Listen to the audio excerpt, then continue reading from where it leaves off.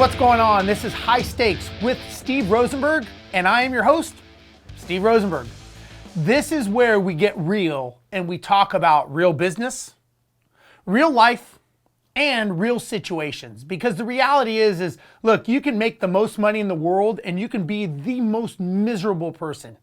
You can also be the brokest person in the world. You can be the happiest, right? There's no rhyme or reason or rule book as to what you can and cannot do to be happy, to be successful, and really to get where you want to be in life. Now, what I want to talk about today is what are some of the factors that cause people to not actually get to the successful point in life that they want to get to, and is some of it self-induced? And I think that, unfortunately, we know the answer is yes. I mean, the reality is the majority of the things that we cause ourselves in life, whether it's pleasure or pain, are self-induced. And when it comes to owning a business, running a business, a lot of times we think about all the things that we could be doing, should be doing, and we don't do them. Instead, we focus on maybe the things that are the worst inhibitors for us, and we cause our own demise.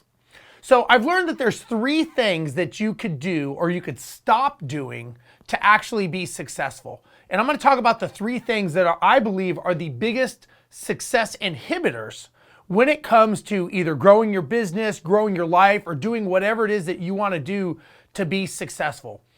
Now, the first thing, and again, this may go contrary to what a lot of people think and what a lot of people believe, but the first thing I would say is you need to understand that working harder is not going to guarantee you success.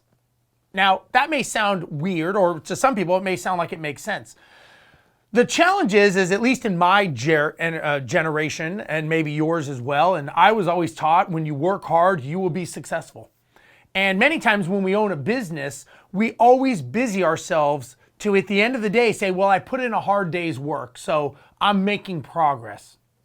But the reality is we all know people who work hard their whole lives and they are not successful. They never achieve their dreams. They never make the money that they want, the aspirations, the goals in life, they never achieve them.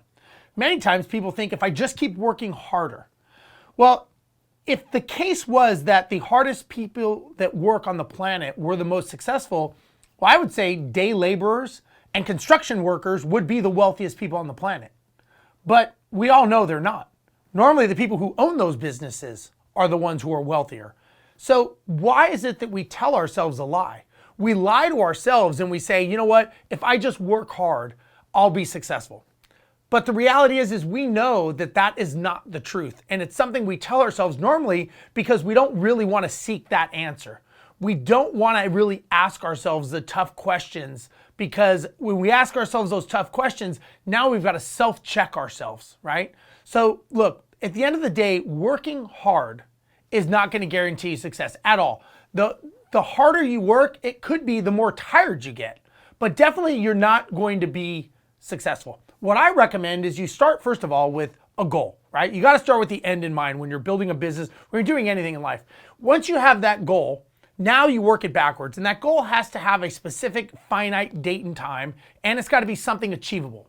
What I mean by that is you got to have a goal that's like, okay, let's say in 20 years, I'm making, $50,000 a month or $100,000 a month, or my business is worth $200 million, whatever the case may be, and I'm going to sell widgets to make that happen. So now you have a goal of where you're trying to go. You've got the strategy of how you're going to get there, and you've got the tactic. The goal is the $20 or $200 million business. The strategy is that it's going to be a business that's going to get you there and it's going to take you 20 years. And the tactic is going to be that you are going to sell widgets. So now you're actually going somewhere. It's kind of like, a lot of people do not have a destination when they're building their business, right? So what do? They get in their car and they just start driving, right? And that car is a business. And eventually, like a car, it will run out of gas and you will eventually run out of energy and you will decide, why the hell am I doing this? This is not what I wanted to do. So you've got to have a strategy, you got to have a goal, then you got to have a strategy, and then lastly, you got to have a tactic. And do not assume that working hard is going to make you successful, because it's, again, I've never met anyone that says I was the hardest worker in the room and that's why I got here. It's a contributor, don't get me wrong. I bust my ass every day. I am somebody that works hard, but I don't make that belief that that is going to be the reason I'm going to be successful. So that's the number one reason. Number two reason is you've got to take your emotions out of your business to be successful. Look, the reality is it can be very scary and it can be very dangerous when you're out operating on your own. You know, one of the reasons I failed when I first started doing business is I was too emotionally attached to my business. I was making gut reactions. I was not doing the right thing for the business. I was doing things out of fear. And I also remembered that I was not running my business based on data and numbers. So remember, a business, any business that you do, is based on numbers and data. It is not based on emotions. So emotions is what will kill a deal. Ego, emotions, pride, these are all things that will kill a deal and they will kill your success. And you've got to remember that that is not the reason why you are in business, to be emotionally afraid. A lot of times we don't know what to do, so we always think of worst case scenario. I talk to people all the time, they go, well, what if I do this and I fail? Well, yeah, that's a possibility, but I've got another possibility. What if you do it and you actually succeed? I mean, you've got 50-50 chance, right? I mean, why would you go into anything thinking you're going to fail? You would never do that. You wouldn't get in your car and go, hey, you know what? Today I think I may die in the car, but I'm going to go anyways. No, you assume you're going to get to your destination. As an example, as an airline pilot, when people get on an airplane, they don't think, is today the day I'm going to die? They may think that, but at the end of the day, they still get on the airplane. Why?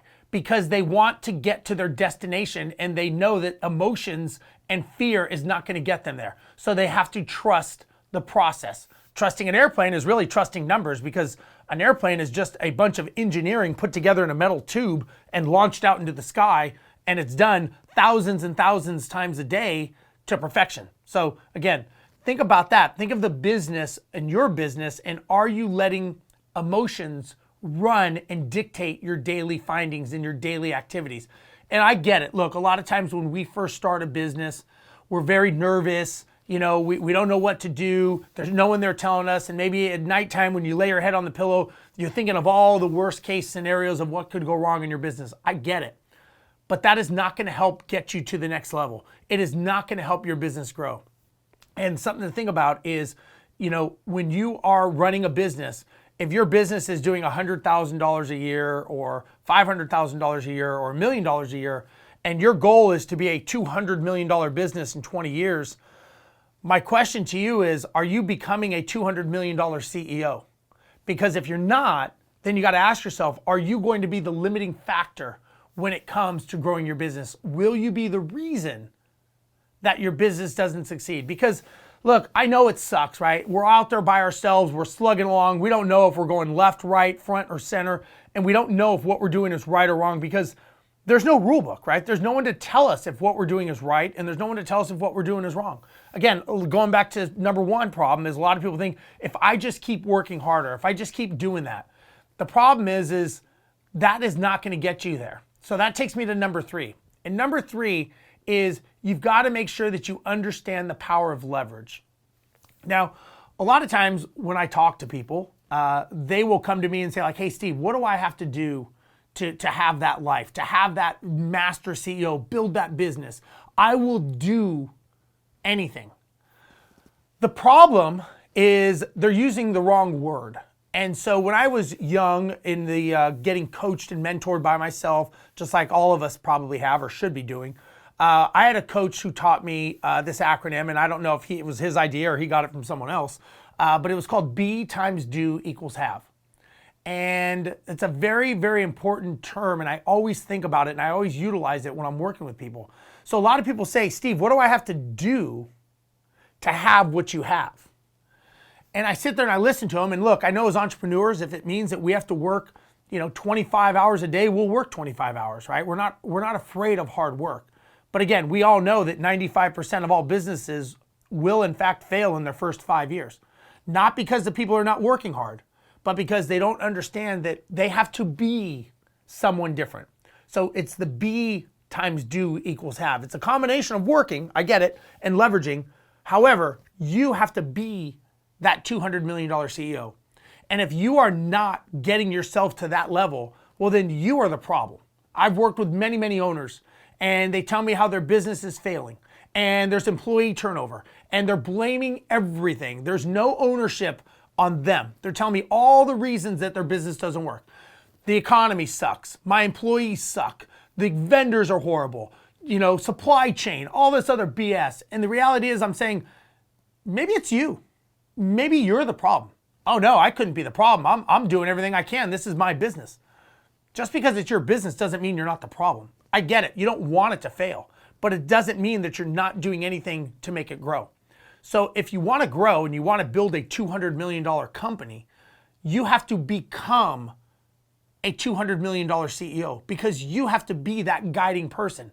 Now the question is how do you become a $200 million CEO if you've never done it, right? Your first business is always going to be the hardest because you've never done it. Well, one of the first things you have to do is you have to understand that you have to master team and leverage. That is the key. If you can master team and leverage, you will be amazingly successful. You don't have to be the person that does everything. Whenever we hire people, I'm a big believer in personality profiling. So there's a personality profile called DISC profiling. I won't go into this episode, but DISC profiling is a personality to understand what is the right role for the right seat on the bus. Now, if you are looking at leveraging, which you should, because I've never met one person that says, hey, you know what? I was successful because I did it all on my own. I've never met that person. The people that are successful are the ones that do it themselves. The ones that do it themselves are the ones that do not achieve financial success, and they don't achieve the goal. Now, people that use team and leverage. Now, the great thing about a business is leverage, right? You can leverage people, you can leverage time, you can leverage money, you can leverage all these things of other people, and it still be your business. The one thing that they can't leverage is your ability and knowledge to go in and actually be that person, right? The successful CEO. That may not be leverageable. And if you can't do it, then you got to leverage it and hire it out to someone else. But if you can understand leverage and right person, right seat, look, the reality is you can't do all jobs. Chances are you're not good at marketing and sales and operations and accounting. And even if you were good at all four of those basics of a business, you're not going to be doing all of those very good. You may be able to do one and a half, maybe two things, but you're not going to be able to do all the things well. So what does that mean? Well, that means you got to leverage it. You've got to systematize your business, right? When it comes to leveraging your business, you have to think, if you got hit by a bus tomorrow, could somebody step in and do your role or any role in the company? I am a big, big believer in documentation and processes and procedures and checklists. Just like as an airline pilot, we get to learn and we get to become masters at that. Your business should have those as well. So the question I have for you when it comes to learning how to leverage your business, think of it this way. Could I, not knowing anything about your business, come in, sit down in a chair, and start doing the job that anyone else is doing in your business without ever talking to you? If I can't, then there's a problem. And you've got to create documentation and processes and procedures so good that we don't need to talk to each other. So the first thing you have to do is you've got to flow it out, right? A systemization flow. You basically take, okay, what do I do when the phone rings? Well, it rings. Okay, how many times does it ring? Does it ring once? Does it ring 3 times? You've got to have consistency. It rings 3 times. Okay, now once the phone rings 3 times, you pick it up. What does the person say? What is the script? They have a script of what they're going to say. After that script, then what happens? And you just got to keep asking, then what happens? Then what happens? Then what happens? And all you're doing is you're just writing this down and you're creating a flow. And you could write it on a simple piece of paper. It doesn't need to be super complicated.